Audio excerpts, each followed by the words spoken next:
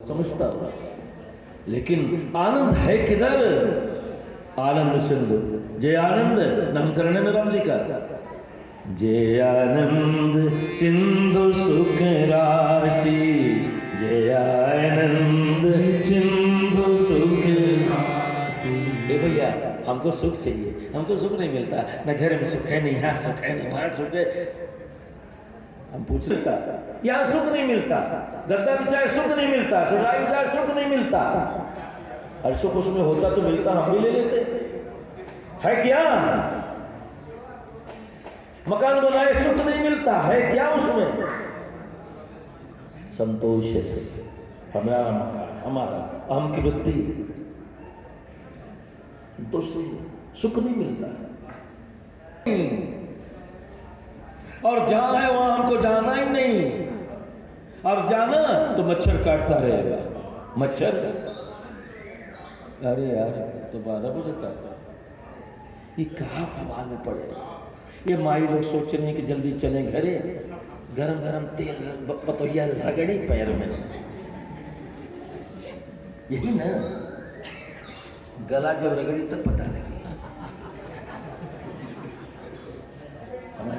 हमारे थे ये आई बहू, महाराज बहू आई और अपनी माँ से पढ़ी रही होगी कि सास की सेवा करनी चाहिए। और सास की सेवा करने जब चली गई, थोड़ा सोची कुछ पैर और दबा दो, सासू लगी भागने, इस कमरे से उस कमरे में, पतो भी उस कमरे में, उस कमरे में। बाद में सासू ने कहा कि बहू पैर मत दबाओ। तो बहू ने कहा कि सासू जी, हमारी माँ समझाई है कि चरण दबा के तुम तब सोना, सास ससुर की सेवा करने से वैकुंठ मिलता है। तो हम वो अपना काम कर रहे हैं, आपको क्या परेशानी है, हम आपका चरण दबाएं, आप सो जाओ। उसने कहा नहीं। बहू लगी रोने भी जोर से, कहा नहीं बहू मत दबाओ मत दबाओ। बोले आखिर बात क्या है? कहा पड़ोसिन की बहू दबाती रही, पाँव बहुत दबाती रही, सासू भी ऐसे थी, काने में सोने का पहनी रही, गले में हार पहनी रही, अब तो यह पैर दबाते दबाते गले ठीक थी। तो बहू हमको भी जीना है, अभी हमको जीना है, इसलिए मत दबाओ। क्यों? डर लगा है, सुख है कहीं से। अगर वहां संसार के किसी भी कोने में सुख होता तो भगवान श्री राम के नामकरण में आनंद का समुद्र श्री राम, सुख के राशि श्री राम नहीं लिखा होता। ये लिखा होता कि दुनिया में समस्त सुख है, राम जी का दर्शन कर लो वो भगवान हो सकते हैं। सुख है। और आगे चलिए, सुख चाह, सुख ध्यान रखिए, सुख चाह मूढ़न धर्मरता, सुख चाह मूढ़न धर्मरता, मति थोड़ी कठोरिन कोमलता। सुख चाह रहे, खोज रहे, न धर्मरता, धर्म से विलग होके। ध्यान रखिएगा, कोई रामायण जला के सुख खोज रहा है, कोई पन्ना जला के सुख खोज रहा है ही नहीं, है ही नहीं। जहां है ही नहीं, गंगा जी हम ढूंढ रहे हैं, गंगा है ही नहीं। देख भैया, उनके नाम में सुख है, उनके ध्यान में सुख है, उनके लीला में सुख है, और उनके कथा में परम सुख है। उनकी कथा में, इसलिए एक श्लोक भागवत में आया है, आत्मा रामाश्च। कौन कथा में 12 बजे रात आता है? आत्मा राम। भीड़ में और इधर उधर करने तो बहुत लोग जाते हैं, जहां शांति हो, शांति की प्राप्ति हो, वो आत्मा राम होते हैं। आत्मा राम माने आत्मा को समझने वाले, आत्मा को आराम देने वाले, आत्मा में रमण करने वाले, आत्म तत्व को बूझने वाले, आत्म तत्व का विवेक रखने वाले, आत्म तत्व को परिचित समझने वाले। आत्मा रामाश्च मुनयः। आत्मा राम कहने के बाद पेट नहीं भरा तो कहा मुनयः, फिर कहा नहीं, आत्मा राम भी कह दिया, मुनयः कह दिया। किसको? श्रोता को, कथा सुनने वाले। आत्मा रामाश्च मुनयः निर्ग्रंथा।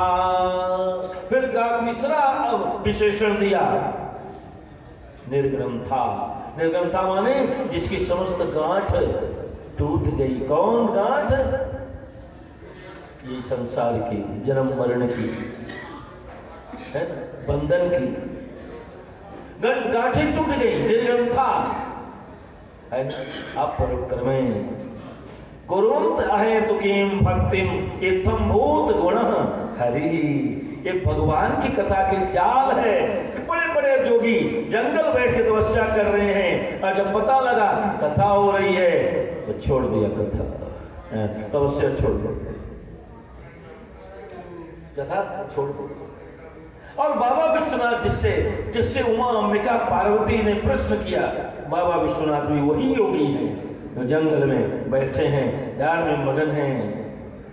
नहीं, मगन है भगवान विश्वनाथ जी, मगन में हैं, ध्यान में मगन हैं। और उसी समय भगवती अंबिका सन्मुख जाती हैं और कहते बाबा बाबा दया कर दो मेरे ऊपर, आप तो आनंद के स्वरूप हो, मुझे भी आनंद दे दो। और एक रहस्य और सुना दूं, पकड़ लीजिए, आप सब पकड़ने वाले लोग बैठे इस वक्त। भगवान विश्वनाथ के पास रहती है अंबिका, ठीक से समझ रहा है। अंबिका कहाँ रहती है? भगवान विश्वनाथ के पास में। रात दिन उनकी पूजा करते हैं ना, रात दिन दर्शन करते हैं ना।